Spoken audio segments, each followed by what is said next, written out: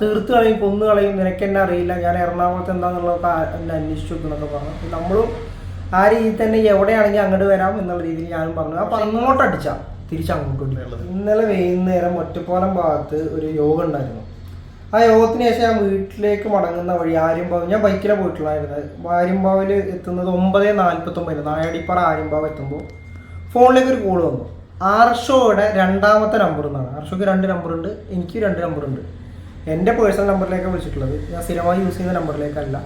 വിളിച്ചപ്പോൾ സ്വാഭാവികമായിട്ട് ഇദ്ദേഹവും ഞാനും തമ്മിൽ വ്യക്തിപരമായിട്ട് യാതൊരു പ്രശ്നങ്ങളുമില്ല. ഞങ്ങളിപ്പോൾ മിനിഞ്ഞാന്ന് ഇവിടെ നിന്ന് മണ്ണാർക്കാട്ട് നിന്ന് കണ്ട് സംസാരിച്ച് കുറച്ചൊരു സംസാരിച്ചിട്ടൊക്കെ പിരിയുന്നതാണ്. എപ്പോഴും കണ്ടു കഴിഞ്ഞാൽ സംസാരിക്കുന്നതാണ്. ഫോണിൽ അത്യാവശ്യങ്ങൾക്ക് അങ്ങോട്ടും ഇങ്ങോട്ടും ബന്ധപ്പെടുന്ന ആളുകളാണ്. ഇയാൾ വിളിച്ചപ്പോൾ ഇദ്ദേഹം വാട്സപ്പ് കോളാണ് ചെയ്തിട്ടുള്ളത്. ഞാനതിലൊരു അസ്വാഭാവികത തോന്നിയില്ല. ഞാൻ ആ സമയം തന്നെ എടുത്ത് സംസാരിച്ച സമയം തൊട്ട് ഇയാൾ സംസാരിക്കുന്നത് ശരിയല്ല, ഒരു സംസാരത്തിൻ്റെ ഇടയ്ക്ക് നാക്ക് കൊഴിഞ്ഞു പോകുന്ന രീതിയിലൊക്കെ ഉണ്ടായിരുന്നു. അതേപോലെ തന്നെ എടുത്തു നിന്ന് ആരോ എന്തൊക്കെയോ പറഞ്ഞു കൊടുക്കുന്നുണ്ടായിരുന്നു. പറഞ്ഞത് മുഴുവൻ പി കെ ശശിയെ കുറിച്ചാണ്. പി കെ ശശി ഒറ്റപ്പാലത്ത് മത്സരിക്കില്ല, മറ്റേ ഗവൺമെൻറ്റിൽ നിന്ന് വാങ്ങിയ ആനുകൂല്യങ്ങൾ മുഴുവൻ അയാളോട് ഉണ്ടാക്കി വെക്കാൻ വേണ്ടി പറഞ്ഞു, അയാൾ തിരിച്ചടക്കേണ്ടി വരും, അടപ്പിക്കും ഞാൻ എന്നൊക്കെയാണ് പറഞ്ഞു. ഞാൻ ആ സമയത്ത് തന്നെ പറഞ്ഞ പി കെ ശശിയുടെ നമ്പർ ഉണ്ടല്ലോ, പി കെ ശശിയെ നേരിട്ട് വിളിച്ച് പറയുന്നത് നല്ലതെന്ന് പറഞ്ഞു. പിന്നെ ആ സമയത്ത് ഇയാൾ പിന്നീട് തെറിയാണ്, ഫുള്ള് കേട്ടാലിറക്കുന്ന രീതിയിലുള്ള തെറിയാണ്. ഇങ്ങോട്ട് സ്വാഭാവികമായിട്ട് പറഞ്ഞപ്പോൾ നമ്മളും അതേ രീതിയിൽ തന്നെ തിരിച്ച് പറഞ്ഞിട്ടുണ്ട്.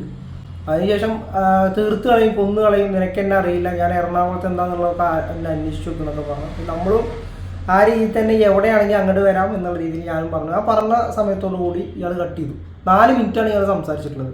അത് വാട്സപ്പ് കോൾ ആയതുകൊണ്ട് തന്നെ നമുക്ക് റെക്കോർഡ് ചെയ്യാൻ വേണ്ടി പറ്റില്ല. പക്ഷേ ഈ ഫോണിൽ വന്ന കോള് നിങ്ങൾക്ക് കാണാം. 4 മിനിറ്റോളം ഇയാൾ സംസാരിച്ചിട്ടുണ്ട്.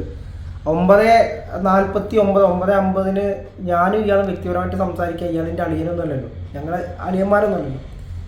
അപ്പോൾ എന്താണെന്നുള്ളത് അറിയാൻ വേണ്ടി ഞാൻ ഈ വിഷയം നടന്നതിന് ശേഷം തന്നെ കാഞ്ഞിരപ്പുഴ ലോക്കൽ സെക്രട്ടറി നിസാർ മുഹമ്മദിനെ വിളിച്ച് കാര്യം പറഞ്ഞു. ഈ വിഷയം മുഴുവനായിട്ട് പറഞ്ഞു. അദ്ദേഹത്തെ ആരോ മദ്യപിച്ചിട്ടാണ് അദ്ദേഹം നിൽക്കുന്നത്, നിങ്ങൾ പറഞ്ഞ് തിരുത്താൻ വേണ്ടി തയ്യാറാവണം. ഈ രീതിയിൽ പോയി കഴിഞ്ഞാൽ ഇത് നല്ല രീതിയിലല്ല പോവുക. വ്യക്തിബന്ധങ്ങൾ വേറെ, രാഷ്ട്രീയം വേറെ. രാഷ്ട്രീയത്തിന് മറുപടി രാഷ്ട്രീയം തന്നെ പറയണം എന്നുള്ള അദ്ദേഹത്തെ നിങ്ങളൊന്ന് പറഞ്ഞ് മനസ്സിലാക്കി കൊടുക്കണം എന്ന് പറഞ്ഞപ്പോൾ നിസാർ മുഹമ്മദ് ഞാനൊന്ന് നോക്കിയിട്ട് ചെയ്യാം എന്നുള്ള രീതിയിലാണ് മറുപടി വന്നിട്ടുള്ളത്. അല്ല, ആദ്യം ചോദിക്കട്ടെ, ഇപ്പോൾ മിനിഞ്ഞാന്ന് നിങ്ങൾ സൗഹൃദപരമായിട്ട് സംസാരിച്ചു പറഞ്ഞു. അപ്പോൾ നിങ്ങളിപ്പോഴും പരസ്പരം കണ്ടാൽ സംസാരിക്കുന്ന രീതിയിലുള്ള സൗഹൃദം ഉണ്ടോ? യാതൊരു, പൊളിറ്റിക്സ് വേറെ, വ്യക്തിബന്ധങ്ങൾ വേറെ. ഞാൻ ആ രീതിയിൽ മുന്നോട്ട് പോകുന്ന ഒരാളാണ്. ഞാൻ എല്ലാ കാലത്തും അങ്ങനെ തന്നെയാണ്, ഇപ്പോഴും അങ്ങനെ തന്നെയാണ്. വ്യക്തിബന്ധങ്ങൾക്ക് ഞാൻ ഇതുവരെ ഒരു കോട്ടം വരുത്തിയിട്ടില്ല. ഇപ്പോൾ ചില ശ്രീരാജ് ഉൾപ്പെടെയുള്ള ആളുകളുമായിട്ട് ഞാൻ സംസാരിക്കാറുണ്ട്, കാണുമ്പോൾ കൈ കൊടുത്ത് സംസാരിക്കാറുണ്ട്.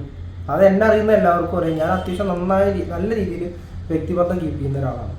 പക്ഷേ അഭിപ്രായ വ്യത്യാസം ആശയപരമായിട്ട് മാത്രമാണെന്ന് പറയുമ്പോൾ തന്നെ ഇത്തരത്തിൽ തീർത്ത് കളയുമെന്ന രീതിയിലുള്ള ഭീഷണികൾ വരുമ്പോൾ അതൊരു വല്ലാത്തൊരവസ്ഥയിലേക്ക് കൊണ്ടുപോകില്ലേ?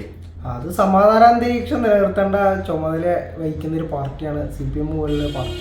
നിലവിൽ പോലീസ് സംവിധാനം ഉൾപ്പെടെയുള്ള ഗവൺമെൻറ് നിയന്ത്രിക്കുന്ന ഒരു പാർട്ടിയുടെ നേതാവ്, SFIയുടെ മുൻ സംസ്ഥാന സെക്രട്ടറി, പാർട്ടിയുടെ നിലവിലെ ജില്ലാ കമ്മിറ്റി അംഗത്തിൻ്റെ ഭാഗത്ത് തരംതാണ രീതിയിലുള്ള പദപ്രയോഗവും ഭീഷണിയൊക്കെ വരുമ്പോൾ ഇന്നത്തെ കാലം ആലോചിച്ച് നോക്കണം. 2026. പണ്ടൊക്കെ ചിലപ്പോൾ നമ്മൾ പേടിപ്പിച്ച് കഴിഞ്ഞാൽ ചിലപ്പോൾ പേടിക്കുമായിരിക്കും ആളുകൾ. ഭീഷണി കൊല്ലുന്നൊക്കെ പേടിപ്പിച്ച് കഴിഞ്ഞാൽ ചിലപ്പോൾ വീട്ടിൽ നിന്ന് പുറത്തിറങ്ങാൻ പേടിയുണ്ടാവും. ആ ഗണത്തിൽ എല്ലാ ആളുകളെയും കണക്ക് കൂട്ടരുത്. ആ കാലമൊക്കെ മാറി. ഇന്ന് ഞാൻ ഭീഷണിപ്പെടുത്തിയാലും ആർഷോ ഭീഷണിപ്പെടുത്തിയാലും ആളുകൾക്ക് പുല്ല് വില പോലും ആളുകൾ തരില്ല. ആ രീതിയിലേക്ക് മാറിയിട്ടുണ്ട് രാഷ്ട്രീയം. അത് മനസ്സിലാക്കാൻ ശ്രീ ആർഷോ തയ്യാറാവണം. പക്ഷേ ഇങ്ങനെ ഇപ്പോൾ നിങ്ങൾ ആശയപരമായിട്ട് വിരുദ്ധത്തിലാണ് ഇപ്പോൾ കുറച്ച് കാലങ്ങളായിട്ട്.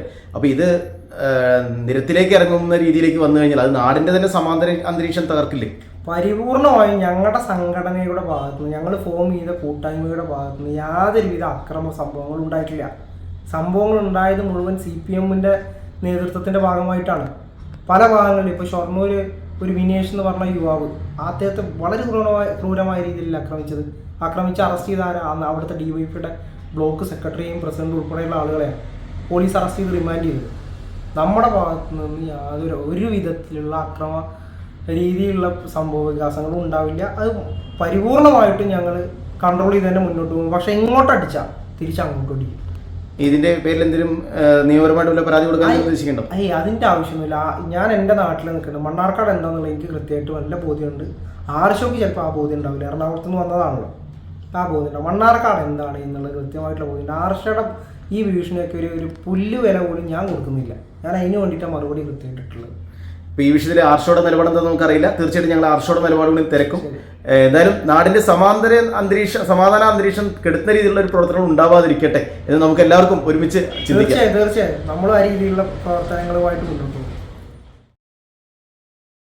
UGS ഗോൾഡ് ലോൺ വാർഷിക പലിശ 4% മാത്രം.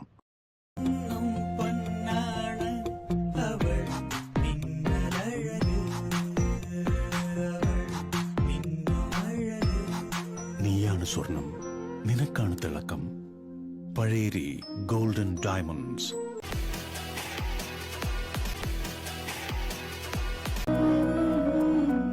മുല്ലപ്പൂക്കുന്ന ചന്തമായി വന്നു നീ ദേവസുന്ദരി.